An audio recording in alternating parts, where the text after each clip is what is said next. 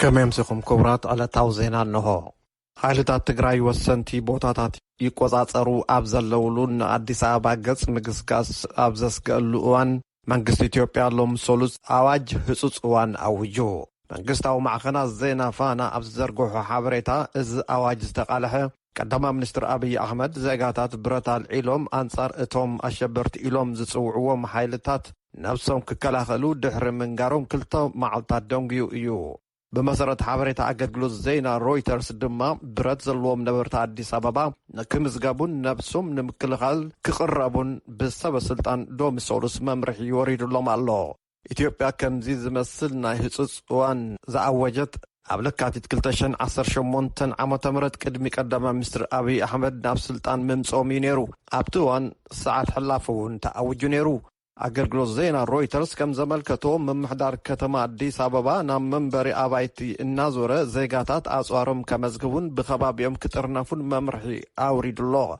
كما قلت من محضر أب وان فتشا الشجرت نزبالهم كم أسرون أمال كيتو بمسارة تزاز من محضر أديس أبابا برزلهم بعالتهم كبابيهم نمكل خال أبزقبر مدلوات كسلفو عقم زيبلهم انتوهينهم دما براتهم نمانقستي كاركبو مهسنتها قريب الله مع الله عالم لخاوي تقبالنت نزلهم سبعو مسالات قهيسا زتابالت إثيوبيا كاب تتقامنت كارس الناسا ناب اداغاتات يونايتد ستيتس ويكع اقوا كم زتأجدت زمصنا زين حبيرو بريزيدنت أمريكا جو بايدن لوم سولوس نابايتو هاجرهم أبزلا هو دبدابي سلسة هاجرات تحت سهرة أفريقيا مالت إثيوبيا مالين جينين كاب سمم نعبية أدلات أفريقيا ويكع أقوى كم زسرزو أفليتهم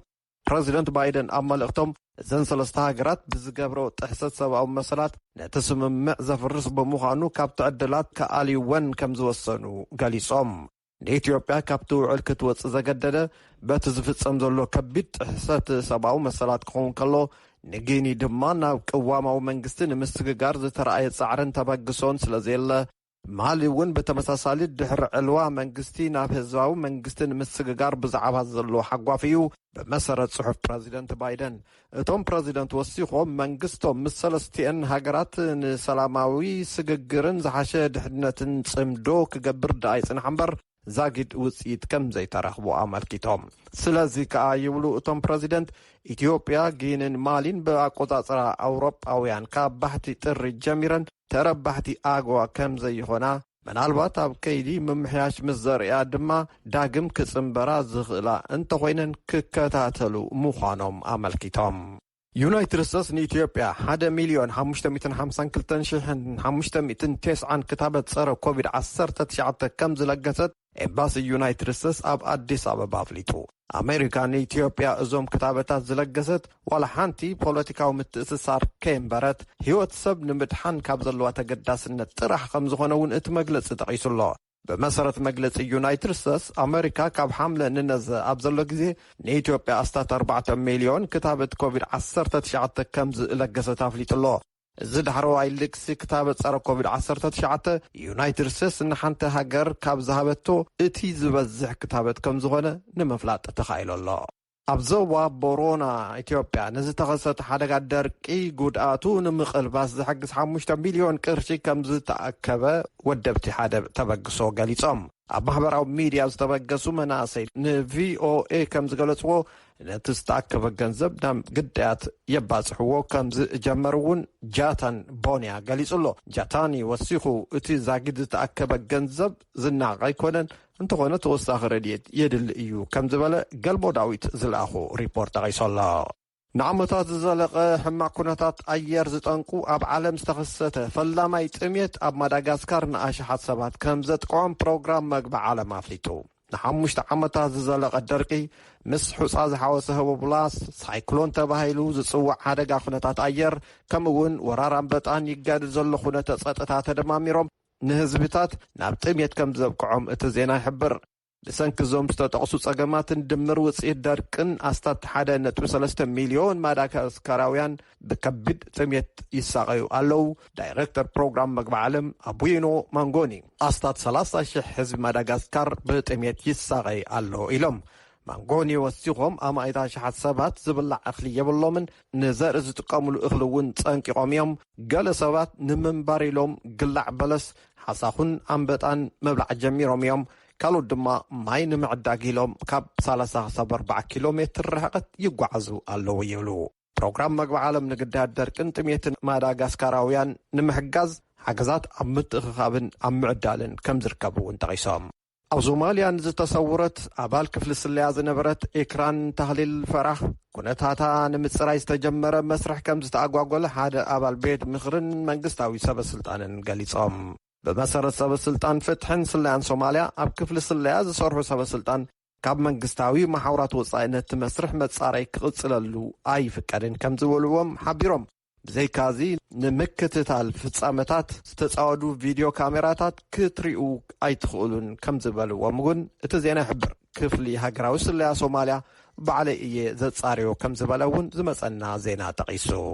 ኣብ መወዳእታ ናይጀርያ ኣብ ሌጎስ ናይጀርያ 21 ደርቢ ዘሎ ህንጻ ፈሪሱ ብውሑድ 3 ሰባት ከም ዝሞቱን ብዙሓት ድማ ሃልዋቶም ከም ዝጠፍአን ዝመጸና ዜና ኣፍሊጡ ኮሚሽነር ፖሊስ ሌጎስ ሓኪም ኦድሞሱ ሞት እቶም 3 ሰባት ኣረጋጊጾም ትማል ምሸት ዝተወሰኑ ሰባት ካብቲ ዝፈረሰ ህንጻ ከም ዝድሓን እውን ገሊጾም ገለ ሰበስልጣን ናይጀርያ ብዝተቆጥዑ ዜጋታት መጥቃዕቲ ኣጓኒፍዎም እዩ ጠንቂ ምፍራስ እቲ ህንጻ ግና ንጹር ኣይኮነን ዘሎ ኣብ ሌጎስ ምፍራስ ኣባይቲ ህንጻታት ኣዘውቲሮም ዘጋጥሙ ሓደጋታት ከም ዝኾኑ እውን ዝመጸና ዜና ሓቢሩ ዜና ተፈጺሙ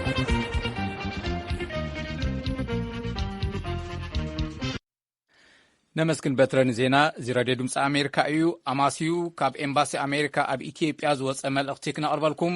ውሕስነት ጸጥታ ኢትዮጵያ በብእዋኑ እናኸፈአ ይኸይድ በምህላው ዝተሻቐለ ኤምባሲ ኣሜሪካ ኣብ ኣዲስ ኣበባ ንዜጋታቱ መልእኽቲ ሕሊፉ ኣሎ ምግላጽ ኤምባሲ ኣሜሪካ ከም ዝነጸሮ ናብ ኣዲስ ኣበባ ዝእቱ ሓደ ዓብዪ መንገዲ ብምዕጻው ንምንቅስቓስ ኣዝዩ ሓጻሪ ኮይኑ ኣሎ እቲ መግለጺ ወሲኹ እውን ንሰራሕተኛታት እቲ ኤምባሲ ካብ ኣዲስ ኣበባ ወጻኢ ከይንቀሳቐሱ ከም ዝተደረቱ ኣመልኪቱ ኣሎ ናብ ኢትዮጵያ ክጓዓዙ ንዝመደቡ ዜጋታት ኣሜሪካ ዳግም ክሓስብሉ ዘዘኻኸረ እቲ መግለጺ ነቶም ኣብ ውሽጢ ኢትዮጵያ ዘለዉ ዜጋታት ኣሜሪካ እውን ካብቲ ሃገር ንምውፃእ ዘድሊ ምቅልራብ ክገብሩ ኣሚቱ ንድሕንነት ዜጋታቱ ኢሉ እውን ኣብ ውሽጢ ኢትዮጵያ ዝርከቡ ዜጋታት ኣሜሪካ ህልውንኦም ከመዝግቡ ኣዘኻኽሩ ኣሎ ኤምባሲ ኣሜሪካ ኣብ ኢትዮጵያ ክንሓልፍ ናብ ናይ ሎማዓንቲ ፈላማይ ጸብጻብ ፍሉይ ልኡኽ ኣሜሪካ ንቀርኒ ኣፍሪካ ጀፍሪ ፈልትማን ሎሚ ንግሆ ብሰዓታት ዋሽንግተን ኣብ ቀርኒ ኣፍሪካ ብሕልፊ ድማ ኣብ ሱዳን ዝተረኣየ ፖለቲካዊ ምዕባለታት ኣመልኪቶም ጋዜጣዊ መግለጺ ሂቦም ኣለዉ ኣምባሳደር ፈልትማን ኣብ ኢትዮጵያ ንዝካየድ ዘሎ ኩናት እውን ጠቒሶም ኣለዉ ነቲ ጋዜጣዊ መግለጺ ዝተኸታተለ ተወልደ ገብርኤል ዘዳለዉ ሓጺር ጸብጻብ ኣሎ ከም ዝስዕብካ ቐርቦ እዩ ፍሉይ ልኡኽ ኣሜሪካ ንቀርኒ ኣፍሪካ ጀፍሪ ፌልትማን ሲቪላውን ወታደራውን ሱዳን ወከልትን ኣገልገልትን ህዝቢ ሱዳን ከም ምዃኖም መጠን ዴሞክራሲያዊ ጽንዓት ህዝቢ ሱዳን ንምርዋይ ዝኣተዎ ቃል ከተግብሩን እቲ ብሓባር ዝተኸልዎ መንግስቲ ናብ ቦትኡ ክመልሱን ይግባእ ኢሉ ሓደ ነቲ ሓደ ከድልሎ ኣይክእልን እዩ ክልቲኦም ኣገዳሲ ተራ ኣለዎም ዝበለ ኣምባሳደር ፌልትማን ላዕለዋይ መራሒ ሱዳን ጀነራል ዓብደልፈታሕ ቡርሃን ነቲ ሲቪላዊ መንግስቲ ንምዕቃብ ስጉምትታት ክወስድ ንጽውዕ ኢሉ We call on General Burhan to take the steps to restore the government. We urge the military to release all civilians detained in connection with the unacceptable events of October 25th. ጀነራል ቡርሃን ነቲ መንግስቲ ናብ ቦትኡ ንምምላስ ስጉምትታት ክወስድ ንጽውዕ ምስ ዘይቅቡል ናይ ጥቅምቲ 25 ኩነታት ብዝተሓሓዝ ዝተኣሰሩ ሲቪላት ክፍትሑ ንጽውዕ በቶም ኣብ ጎንፂ ዝሞቱ ዓሰርተታት ንሓዝን ከምኡውን ሓይታት ጸጥታ ሱዳን ንዘረኣይዎ ተጸዋርነትን ብሰላም ዝተቃወሙ ሱዳናውያን ሰብኣዊ መሰሎም ምዃኑ ንዘረኣይዎ ትዕግስትን ነድንቕ ከምኡ ድማ ህዝቢ ሱዳን ንዴሞክራሲያዊ ጉዕዞ ንዘለዎ ድልየትን ድምፆም ክስማዕ ዝገብርዎ ጻዕርን ንንእድ እቶም ዴሞክራሲያዊ ጽምዓት ህዝቢ ሱዳን ክትነፍኩ ትደልዩ ዘለኹም ግን ዓለም ይዕዘብ እዩ ዘሎ ክብል እደሊ ኢሉ ኣምባሳደር ፌልትማን The Sudanese people have made clear that they will not accept the military's attempts to sideline their hard-fought democratic transition, and we stand with the people of Sudan. ህዝቢ ሱዳን ነቲ ብኸቢድ ቃልሱ ዘምጽኦ ዴሞክራሲያዊ ስግግር ናብ ጎኒ ንምግዳፍ ብወታደራዊ ሓይሊ ዝግበር ፈተነ ከም ዘይቅበል ግልጽ ገይሩ እዩ ንሕና ድማ ኣብ ጎድኒ ህዝቢ ሱዳን ኣለና ይብል እዚ ፍሉይ ልኡኽ ወተሃደራዊ መራሒ ሱዳን ጀነራል ዓብደልፈታሕ አልቡርሃን ኣብ 2023 ብዝግበር ምርጫ ስልጣን ናብ ሲቪላዊ መንግስቲ ከም ዘሰጋግር ኣፍሊጡ እዩ ነዚ ከመይ ተኣምኖ ተባሂሉ ዝተሓተተ ኣምባሳደር ፊልትማን እዚ ብመንፅር መግለፂ ሰናይ እዩ እቲ ዝግበር ዘሎ ግን በንጻሪ እዩ ምክንያቱ ሽሕኳ ተራ ቀዳማይ ሚኒስትር ዓብደላ ሐምዶክ ነቲ ሲቪላዊ ሸነኽ ናይ መንግስቲ ኣብ ምውካል ኣገዳሲ እንተኾነ እቲ ሕቶ ግን እቲ ኣብ 2019 ዝተፈጥረ ሲቪላውን ወተሃደራውን ልፍንቲ ክዕቀብ ኣለዎ ዝብል እዩ ኢሎም እቲ ፍሉይ ልኡኽ ኣሜሪካ ንቐርኒ ኣፍሪቃ ኣብቲ መግለፂኡ ኣብቲ መሰጋገሪ መንግስቲ ጸገምን ውጥረታትን ምንባሩ ዘይከሓድ እኳ እንተኾነ እቶም ጸገማት ብመንፈስቲ ሕገ መንግስታዊ ዓንድታት እዩ ክፈታሕ ነይርዎ ሽዑ ድማ ናብ ዲሞክራሲያዊ ስርዓት ክሰጋገር ዝብል ኣባህላታት ጀነራል ቡርሃን ክእመን ዝኽእል ኢሉ ብዛዕባ ተሳትፎ ኢማራት ዓረብ ኣብ ምፍታሕ ሽግር ሱዳን ዝተሓተተ ጀፍሪ ፊልትማን ምስ ኢማራት ዓረብ ምስ ግብፂ ምስ ሕብረት ኣፍሪቃ ከምኡውን ምስ ብርክት ዝበላ ነቲ ስግግርን ንህዝቢ ሱዳንን ዝድግፋ ሃገራት ርክባት ንገብር ኣለና ኢና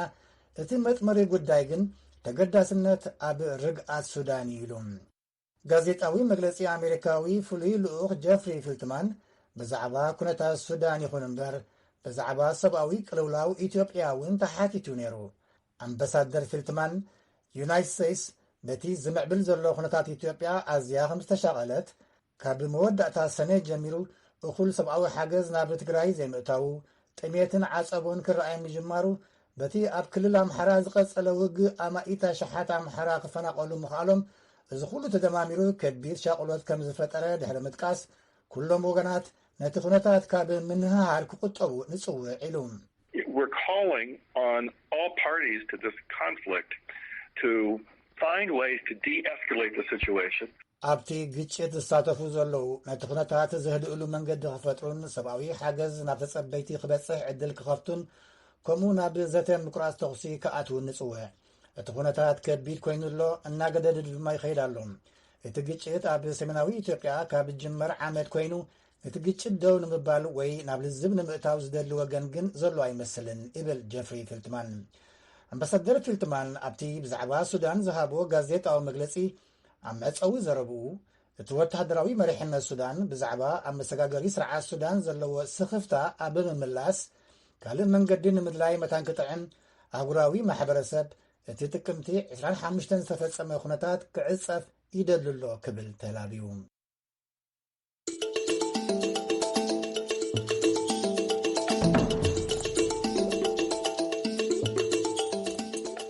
ናብቲ ካልኣይ ጸብጻብ ክንሓልፍ ፕሬዚዳንት ኣሜሪካ ጆ ባይደን ንዓለማዊ ዋዒ ንምንካይ ዝተፈላለዩ ሸቶታት ኣሜሪካ ብምግላጽ ኣብ ግላስጎው ይካየድ ኣብ ዘሎ ናይ ሕብራት ሃገራት ጉባኤ ለውጢ ከሊማ ወይ ኩነታት ኣየር ቃልኣት እዮም ኣለዉ ክሪስ ሃንስ ካብ ኤደንበርግ ስኮትላንድ ንዝለኣኾ ጸብጻብ ምንያፍ ወርቂ ክተቕርቦ እያ ፕሬዚደንት ጆ ባይደን ነዚ ሃገሮም ኣሜሪካ ንዓለማዊ ዋዕሊ ንምንካይ ዝገበረቶ ዝተፈላለዩ ሽቶታት ብምግላጽ ቃል ዝኣተወ ትማልሶን እዩ መራሕቲ ልዕሊ 100 ሃገራት ከዓ ሕብራት መንግስታት ኣብ ዘዳለዎ ጉባኤ ለውጢ ከሊማ ኮፕ 26 ይካፈሉ ኣብ ዘለውሉ እዋን እውን እዩ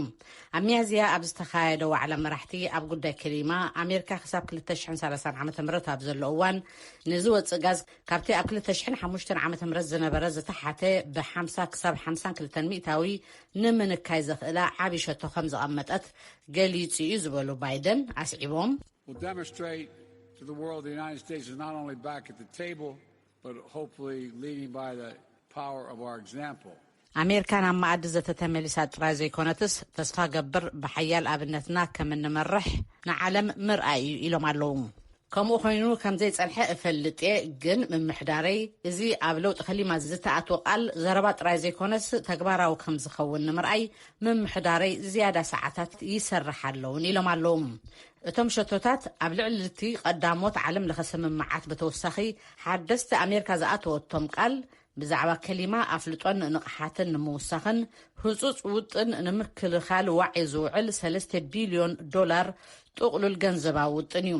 ግን እዚ ኮንግረስ ከጽድቆ ዘለዎ ብምዃኑ እቶም ፕሬዚደንት ክገብርዎ ምዃኖም ርግጽ ኣይኮነን ብተወሳኺ ንመርዛም ጋዝ ክሳብ 2030 ብሓደ ነጥቢ ንምንካዩ ትሕተ ቅርጺ መጓዓዝያ ኣሜሪካ ትኹረት ዝገበረ ውሽጣዊ ሕጊ እውን ንምውፃእ ዝገበርዎ ፈተነ ባይደን ናብቲ ዋዕላ ቀድሞ ምኻዶም ኣብ ኮንግረስ ክዕወት ኣይከኣለን ዩናይትድ ስቴትስ ቅድም ሎሚ ንዝኣተወ ቃል ፕሬዚደንት ትራምፕ ኣብ 2017 ዓ.ም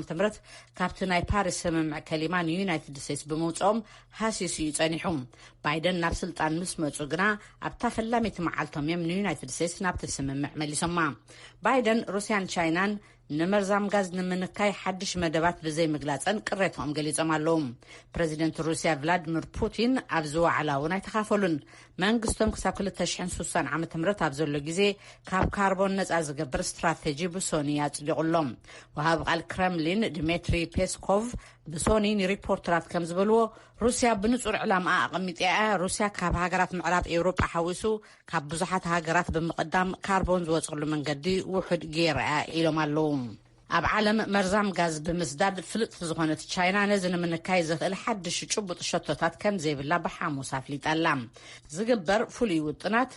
ኣብ ጸዓት ኢንዳስትሪ ኮንስትራክሽን መጓዓዝያ ከሰል ሓጺንን ሲሚንቶን ብሳይንስን ቴክኖሎጂን ብምሕጋዝ ካርቦን ንኽንኪ ከምኡውን ገንዘባውን ምንካይ ግብርን ዝበሉ መተባብዒ ምግባር ምዃኑ ፕሬዚደንት ዣን ፒንግ ነቲ ዋዕላ ብጽሑፍ ኣብ ዝገበርዎ መደረ ብሶኒ ምፍላጦም ኣገልግሎት ዜና ቻይና ገሊጹሎም እዚ ናይ ሎሚ ዓመት ዋዕላ ኸሊማ ዩናይትድ ስቴትስ ሩስያን ቻይናን ሓዊሱ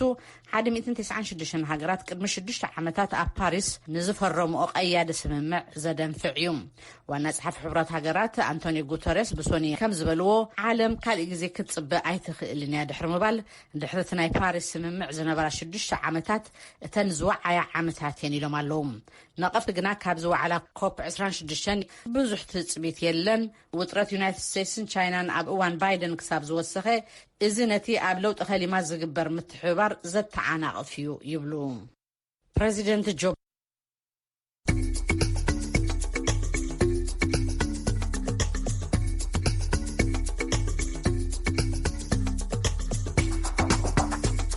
እዚ ካብዚ ካብ ዋሽንግተን ዲሲ ብቐጥታ ዝመሓላለፍ ዘሎ ሬድዮ ድምፂ ኣሜሪካ እዩ ሕዚ ድማ ናብ መደብ ኣሜሪካና ክንሓልፍ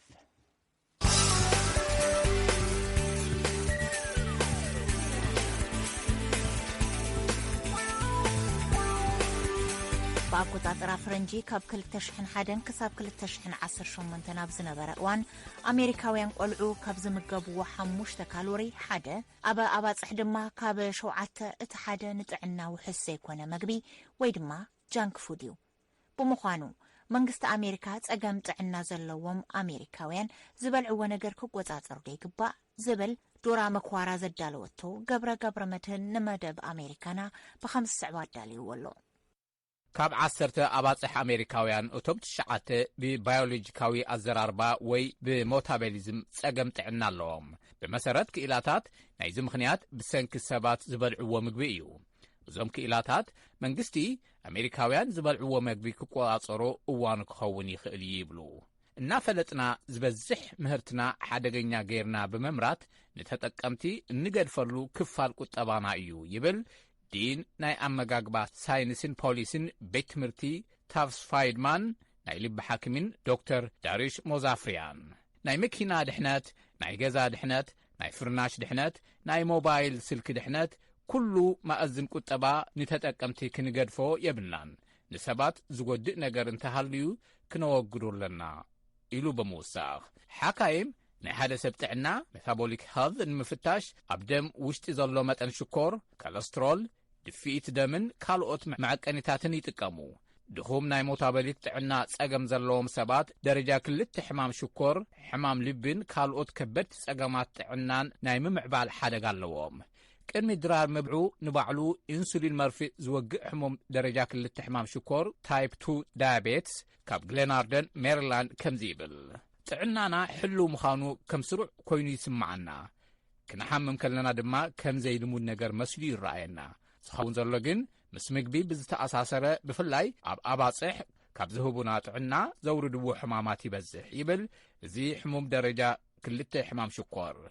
ምስ ኣመጋግባ ዝተኣሳሰረ ካብ 10 ሰባት 9 ውሽጣዊ ጥዕንኦም ጸገብ እንተሃልይዎም ዝበርዐነ ስርዓት ከም ዘለና ትፈልጥ ኣለካ ይብል ብምውሳኽ ናይ ኣሜሪካውያን ጥዕንኡ ውሑስ ዘይኮነ ስርዓት ኣመጋግባ ሓጋዛይ ኣይኮነን ን17 ዓመታት ዝተኻየደ መጽናዕቲ ከም ዝሕብሮ ጥዕንኡ ዘይሓለወ ምግቢ ጃንክ ፉድ ብቐንድነት ዝለዓለ መጠን ሽኮር ጨውን ጮማን ዘለዎን ዝተዳለወ ምግቢ ኣብ ቆልዑ 1 ካብ 5 ካሎሪ ኣብ ዓበይቲ ድማ 1 ካብ 7 ካሎሪ ዝሓዘ እዩ እዞም ምግብታት እዚኦም ክተወግዶም እውን ኣይትኽእልን ምኽንያቱ ንሰውነትና ዘድልዩ እዮም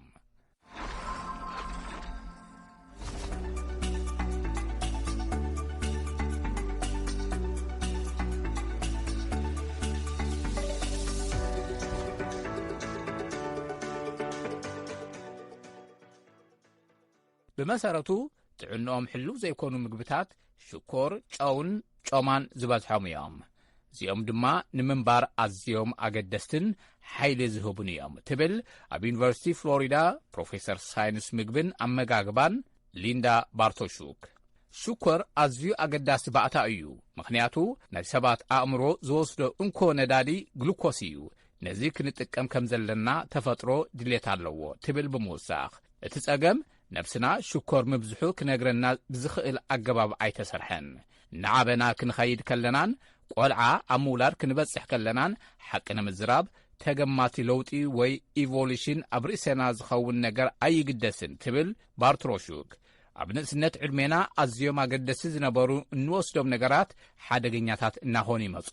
ካብ መጠን ላዕሊ ይኸውን ብዙሕ ጨው ኣዝዩ ብዙሕ ሽኮር ኣዝዩ ብዙሕ ጮማ ምንጭ ኩሉ ዓይነታት ሕማም ይኸውን ትብል ብምውሳኽ ኣብ 1960ታት ኣሜሪካ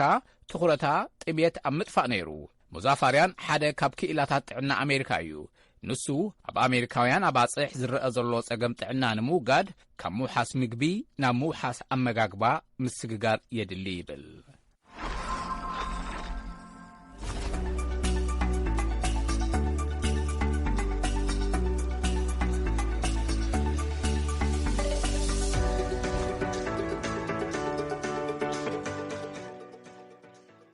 ሙዛፋርያን ፌደራል መንግስቲ ናይ ኣመጋግባ መምሕያሽ ከረጋግጽ ናይ መሪሕነት ታራ ክጻወት ይጽውዕ ድሮ ኣብ ስራሕ ዝርከቡ ሰፕሊመንታሪ ኒውትሪሽን ኣሲስታንስ ፕሮግራም ዝተባሃለ ናይ ምግቢ ፕሮግራማት ዝኣመሰሉ ሓገዝ ንዘድልዮም ስድራታት ናይ ኣብያተ ትምህርቲ ምሳሕ ብዕድመ ንዝደፉ ኣሜሪካውያን ናብ ገዛውቶም ዝቐርብ ምግብን ንዝኣመሰሉ ፕሮግራማት ፌደራል መንግስቲ ክሕግዝ ኣለዎ ይብል ኣብ ኣሜሪካውያን ጸገብ ጥዕና እናወሰኸ እንተኸደውን ኣሜሪካ ኣብ 2019 ኣቋጽራ ፈረንጂ $3.8 ትሪልዮን ንክንክን ጥዕና ውፅኣ ኣላ ኣመጋግባን ክንክን ጥዕናን ተጣሚሮም ክኸዱ እዋኑ ሎሙ እዩ ይብል ሙዛፋርያን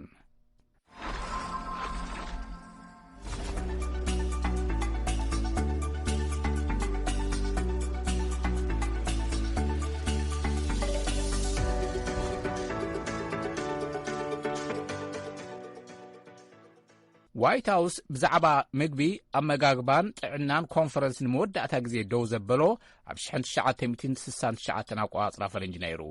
እቲ ኮሚቴ ጥሜትን ናይ ድኻታት ትሑት ኣመጋግባን ከብቅዕ ኣሜሪካን ጸለውቲ ኣሜሪካውያን ክእላታት ኣመጋግባን ጠመተ ክገብሩ ንፕሬዚዳንት ኒክሰን ምኽሪ ሂቦምዎም እቲ ንደቂ ኣንስትዮ ህፃውንትን ቆልዑትን ዝወሃብ ፍሉይ ፕሮግራም ሓገዝ ኣመጋግባ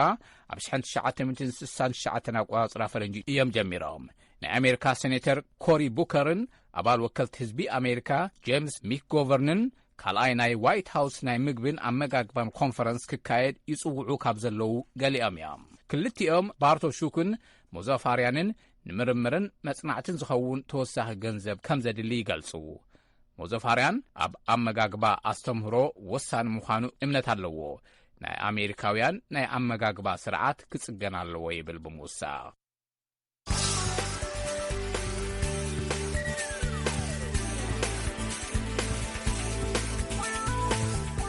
እዚ ራድዮ ድምፂ ኣሜሪካ እዩ መላለይ ፕሮግራም ቀጥታ ፈነወ መግለጺ ምርመራ ሕቡራት ሃገራት ኣብ ጉዳይ ኢትዮጵያ ላዕለወይቲ ኮሚሽነር ሰብኣዊ ጉዳያት ኣብ ሕቡራት ሃገራት ሚሸል ባችለት ምስ ኮሚሽን ሰብኣዊ መሰላት ኢትዮጵያ ኣብ ግጭት ክልል ትግራይ ብዛዕባ ተፈጺሞም ዝበሃሉ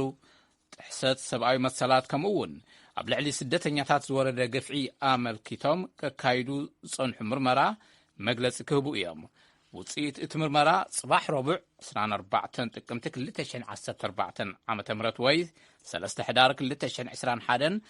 ሰዓት 5 ፈረቓን ቅድሚ ሰዓት ብኣቆጻጽራ ኢትዮጵያ ወይ ድማ ብኣቆጻጽራ ኤርትራ ሰዓት 11 ፈረቓን ብኣቆጻጽራ ዋሽንግተን ዲሲ ድማ 4 ፈረቓን ኤኤም ወጋሕታ ክካየድ እዩ። ነቲ ካብ ጄኔቫ ዝካየድ መግለጺ ድምፂ ኣሜሪካ ፈነወ ቀርኒ ኣፍሪካ ብቐጥታ ብሬድዮን ካልኦት ልሙዳት ኣገባባትን ክተመሓላልፎ ምዃና ንሕብር። ድሕርቲ ፈነወ መጠቓለሊ ጸብጻብ ብቋንቋታት ኣምሓርኛ፣ ትግርኛን ኦሮምኛን ከምኡውን ርእይቶታት ሰብ ሞያ ክነቐርብ ምዃንና ክነተዘኻኸር ንፈቱ። ሬድዮ ድምፂ ኣሜሪካ እምበርከስ ሰማዕትና በዛ ናይ ነፍሲሄር ሓጫሉ ሁንዴሳ ሙዚቃ ከጻንሐኩም።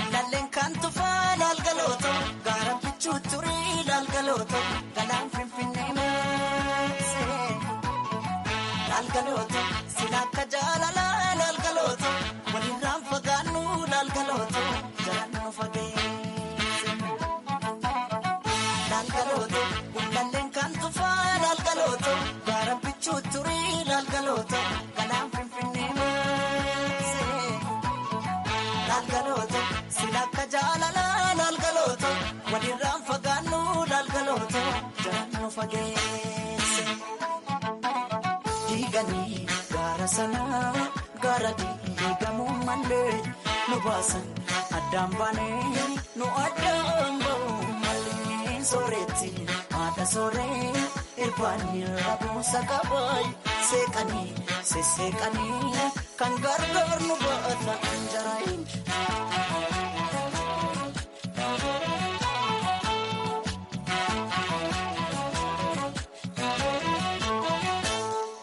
ogalaleetiya kotiyoona bandida yaadida harkoota kiisa ogalaleetiya warra baraan dadhabe morma kee jalattanneessa ogalaleetiya sulultalooni tiksu darabaatti galchiidha ogalaleetiya yooman dhufeesi akka